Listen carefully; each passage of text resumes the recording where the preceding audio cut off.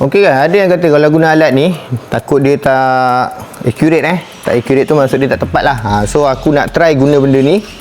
Okey, sini inci aku guna, tak nampak sangat ni sebab matahari tengah terik. Okey, so aku gunakan inci dan aku akan gunakan tape ni juga untuk nak pastikan accurate dia macam mana. Okey, so aku ukur dulu siap-siap.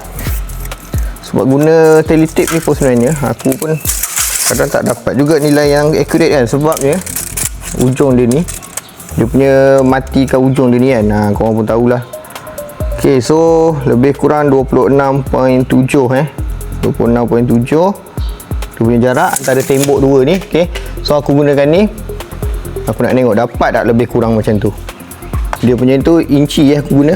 Ok, so nak guna dia, tinggal tekan je. Ok, so lebih kurang dapat juga 26.7.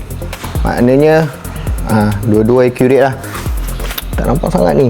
Ok, 26.7 aku guna ni pun sama 26.7 dan guna ni pun sama lebih kurang 26.7 juga. Ok, lagi satu measurement dia ni, benda ni dia banyak function dia tau. Selain daripada macam ukur biasa-biasa, dia boleh ukur juga angle. Macam contoh Pythagoras theorem tu kan, yang bukaan tiga segi tu, angle apa semua.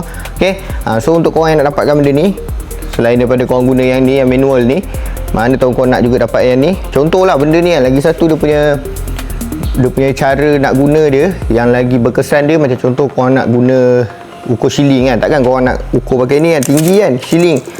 So benda ni sangat-sangat function lah. Korang letak je dekat lantai, kemudian kau on kan dia, korang boleh tahu berapa tinggi shilling rumah korang. Ok, so kalau korang nak dapatkan, tekan dekat bawah sekarang.